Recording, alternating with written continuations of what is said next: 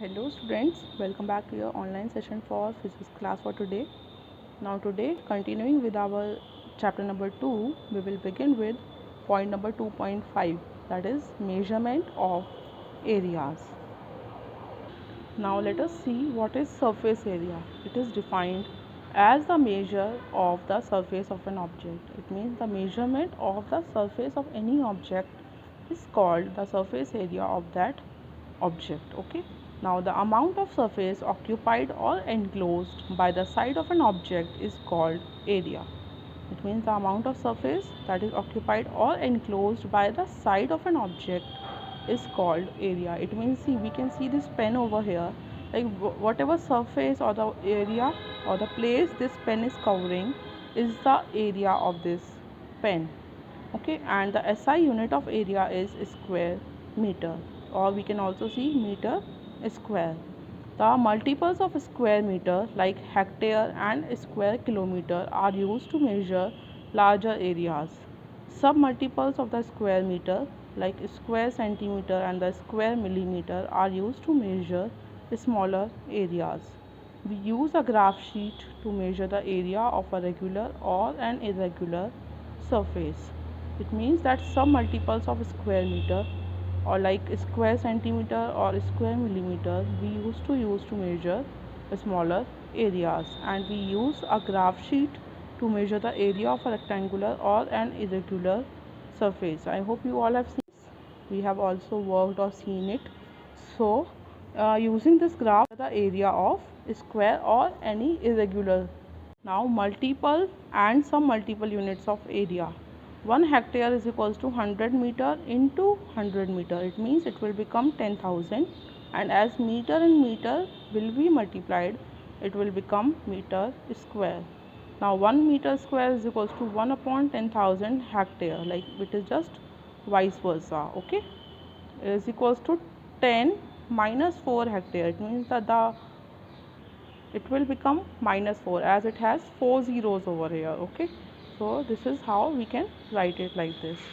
Now 1 kilometer square is equals to 1000 meter into 1000 meter is equals to 1,000,000 meter square. So it will become 10 lakh meter square. So 1 kilometer square is equals to 100 hectare. After converting from one unit to another, this is how we will get it. Now measurement of area of a regular surface.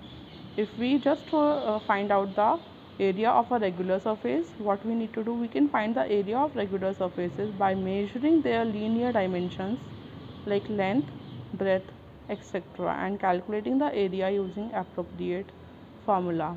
The formula used to find the area of some regular shapes are given below.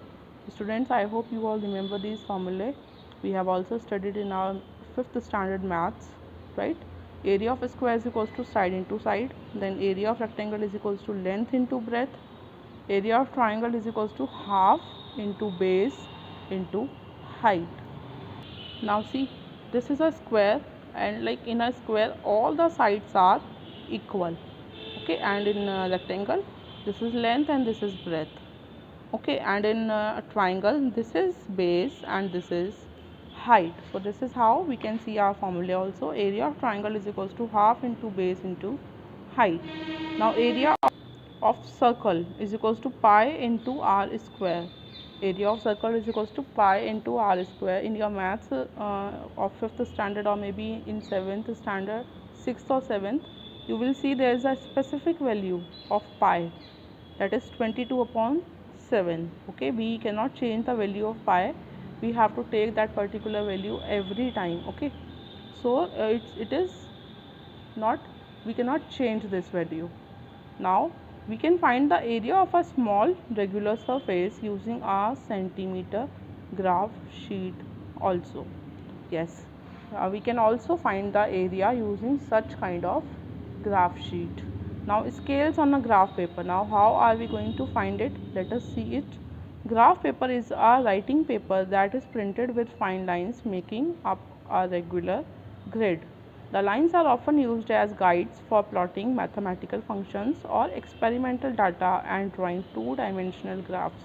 It is commonly found in mathematics and engineering education setting and in laboratory notebooks. I just hope students you all must have seen such graphs behind your physics or your chemistry, biology notebooks and your science notebooks, right? And sometimes we used to use it in maths also, and sometimes in our science subjects also, and also in engineering education settings. Okay, so the lines are often used as guides. We used to use these lines to just like count them, and from this point towards this we will have 10 points in between, right? So we used to just count it very carefully and then mark it, and like this is how we used to make different kinds of graphs on it, or just experimental data or drawing two-dimensional graphs. So this is how we used to use this graph paper. Okay, and you can see like in 2 centimeter major lines, 1 centimeter intermediate lines, and 0.025 centimeter minor lines. This is how the graph is divided into, the lines are divided into. Okay, now a centimeter graph paper as shown has bold lines after every 2 centimeter. It means like these bold lines, this one and this one, in between these two lines there will be 2 centimeters in between in each gap. Okay, now the space between two bold lines is divided into 8 divisions. Each small division is of 1 centimeter, which is further divided into 4 divisions of 0.25 centimeter each. Now, measurement of area of regular flat surfaces using a graph paper. We can find the area of a regular flat surface. Example, a rectangular cupboard. Using a graph sheet. For doing this, the rectangular cupboard is placed on a centimeter graph sheet and its outline is drawn. Then the number of complete squares occupied by the cardboard are counted. Let the number of squares be x, then the area of the rectangle is area is equals to x into area of one square. Now see what they are asking us to do, to take our cardboard and to keep that cardboard between this graph paper. Okay, like taking the ends properly. Then what they are asking to draw a outline. After keeping the cardboard over here, draw a outline over here so that we can calculate it nicely. Now the number of complete squares occupied by the cardboard are counted. Let the number of small squares be x, then the area of rectangle is, now see, complete square like this, 1 2 3 4. Okay, so this is how like complete squares we need to count. Now x into area of one square. Now let us see, suppose we are given a rectangle of length 6 centimeter and breadth 4 centimeter. Place it on a graph paper as shown. This is how they have kept that cardboard, whose length is 6 and breadth is 4. Now what we have to do, count the number of small squares which lie within the rectangle. As we can see, the number of square is 24.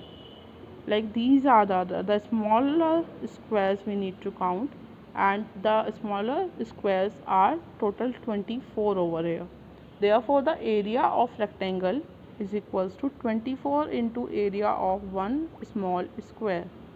Now these total squares are 24, and like what is the area of one small square? Area of one small square is 1 centimeter. So this is how we can get the area of rectangle is equals to 24 into 1 is equals to 24 centimeter square. And like another formula is, if we use the formula for the area of rectangle, we find that area of rectangle, what is the formula of area of rectangle? Length into breadth, right? So this is length and this is breadth. Let us multiply. 6 4s are 24. So this is how we got the answer, 24 centimeter square, which is same as measured with the help of graph paper. The same procedure can be used for other regularly shaped objects. Like even we can make a triangle over here, we can make a square over here, and we can count it like this only. Okay, but the actually the easiest method is to use formula, because we can easily multiply it, or in this process we just need to count the number of squares, small squares over here. Okay, so this is how we have done this topic, measurement of areas. Now let us see again, these are the important points that are there in often that are taken from this whole chapter. Length, breadth, time, speed, temperature, volume are physical quantities which can be measured. Length is defined as the separation of distance between 2 points in space. Now, devices used for measuring length are like ruler or measuring tape. SI unit of length is meter, and for long distance it is kilometer. Mass is defined as the quantity of matter contained in a body.